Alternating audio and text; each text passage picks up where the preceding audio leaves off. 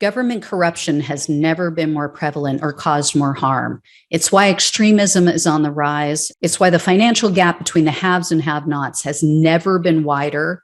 And it's why our planet is at risk of an extinction level tragedy. That's why I need your help to keep exposing the truth about the rot on both sides of the aisle. Become a supporter or a friend of the show today by clicking on the coffee link in the description box below. Friends of the show join me on a Zoom hangout once a month, and you guys can ask me any questions you want, and I can get to know you better.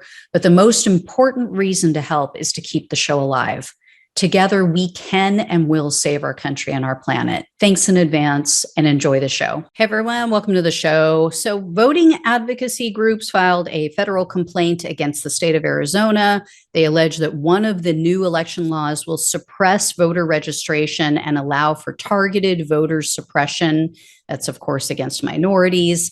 In a first of its kind federal trial, Walgreens, CVS, and Walmart were ordered to pay a collective $650 million to two Ohio counties. And this was for their part in helping to fuel the opioid crisis.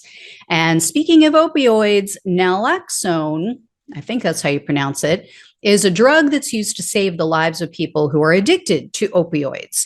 And a new report shows that for uninsured people, the cost increased 500% between 2014 and 2018. In 2014, it cost just $27.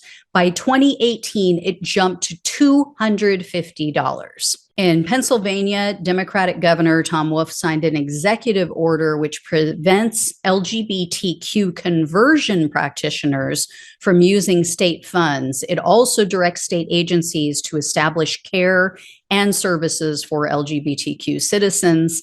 In Texas, there's a new law that requires schools to display posters that read, quote, "In God We Trust," because, you know, they're against indoctrination and all that. In abortion news, a Louisiana woman has been denied an abortion, even though imaging shows that her fetus has no skull and no chance of survival.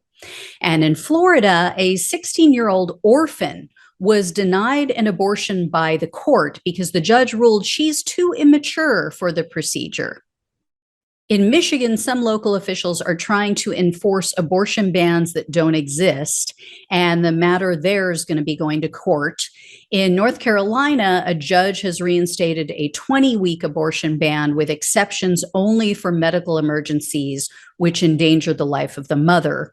And the FTC is now threatening to sue a tech company called Kochova, which sells data that they collect from mobile devices. And this includes visits that people make to healthcare providers. So this would include visits to abortion clinics, mental health care providers, and so on. Thanks so much for the quickie, you guys. Take care, and I'll talk with you soon.